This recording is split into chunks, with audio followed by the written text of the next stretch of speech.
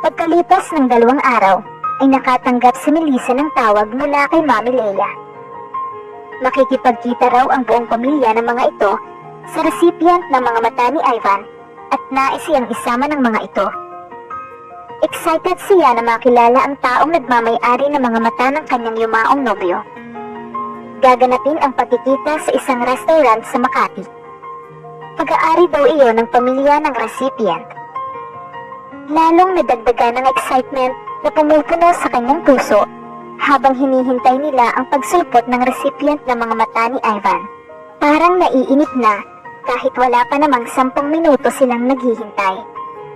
May kausap lang daw ito sa telepono na kliyenteng magdaraos ng wedding reception sa restaurant ng pamilya nito kaya hindi pa ito lumalabas sa opisina.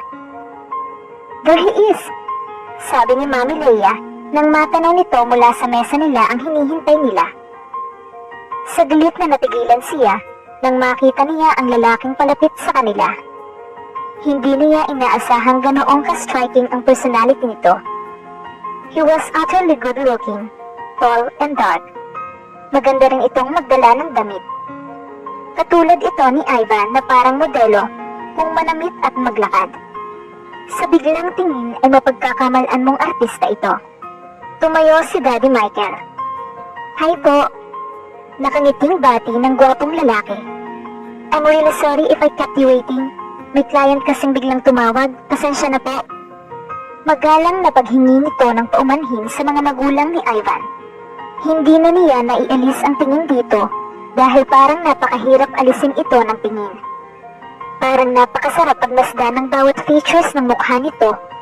Ang makinis na mukha nito, ang makakapal at tila inayos na mga kilay, ang mapulang labi, ang mga pilik mata na mahihiya ang ilang kababaihan sa haba, ang matangos na ilong, and God, ang mga mata nito. Sa tingin niya, kahit noong hindi pataglay nito ang mga mata ni Ivan, ay may ibubuga na ang kanyang hitsura. "It's okay, iho," sabi ni Daddy Michael. "Oo nga, hindi naman kami matagal naghintay," ani ni Mami Leia. "Lisa, this is Dave." Pakilala sa kanya ni Daddy Michael sa lalaki. Halos matulala siya nang pagmasdan niya ang mga mata ni Dave. "Oh my God!" Kapag kuway, mahinang sambit niya. "Mga mata nga ni Ivan." Ang tingin niya rito ay si Ivan ito. Ipinakilala naman siya rito ni Mami Leia. "Dave, this is Melissa, Ivan's childhood sweetheart. Siya ay likas na sadyang maganda at siya yung naiwang girlfriend ni Ivan." Nang ngumiti siya rito ay ginantihan naman nito iyon. Ilang sandaling tila nag-usap ang kanilang mga mata. Ang hindi lamang niya sigurado ay kung pareho sila ng iniisip ng mga sandaling iyon. Nasisiyahan siya habang nakatingin sa mga mata nito dahil parang nakatitig siya kay Ivan. Magkaiba ang kagwapuhang taglay ni Dave at ng kanyang yumaong nobyo. They were both charming and stunning in different ways. Ang ipinagtaka lamang niya sa kanyang sarili ay kung bakit tila may mabilis sa normal ang tibok ng waist ng kanyang puso nang makipagkamay siya rito at nakatitig sila sa isa't isa. "Nice meeting you." Tila lumilipad ang diwa niya. "Same here." Sagot niyang wala pa rin kakurap-kurap sa pagkakatitig sa mga mata nito. "Pasensya ka na, Dave. Katulad ng naging reaksyon namin nung una namin makita ka. Is also stunned," sabi ni Mami Leia. "I understand, ma'am," ani ni Dave. "Masanay ka na sa amin, ha?" "Okay lang po, ma'am. Kung sa paraang iyon ako makakatulong sa inyo para mabawasan ang pagdadalakati niyo sa pagkawala ni Ivan." "Thank you for being so understanding, Dave," sabi ni Daddy Michael.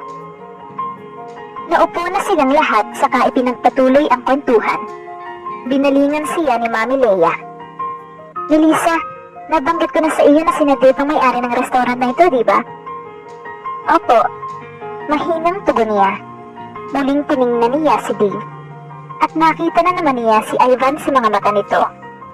Pero parang naasiwa ito sa pagkakatitig niya. Inilipat nito ang tingin kay Daddy Michael. Nakagama siya ng pagkapahiya. Inalis na rin niya ang tingin dito at inilipat sa bunsong kapatid ni Ivan na kasama rin nila at ito ang kinausap niya. Maya-maya ay isa-isa nang isinilbi ang mga pagkain ipinahanda ni Dave para sa kanila. Iyon daw ang mga specialties ng restaurant. Lately, nagtatry na kami mag-serve ng ilang international dishes like Italian, Mexican and Korean. May pagmamalaking sabi nito habang nagsisimula na silang tikman ang maraming pagkain. Bakit parang nararamdaman niyang inililihis lang nito ang topic palayo kay Ivan? Napakarami naman yata nitong ipinaserve mo para sa aming iho. Baka hindi namin maubos ito. Sabi ni Daddy Michael.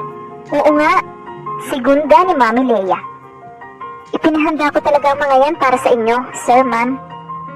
Pwede ba iho, Tita Leia at Tito Michael na lang ang itawag mo sa amin para mas maging komportable tayo sa isa't isa?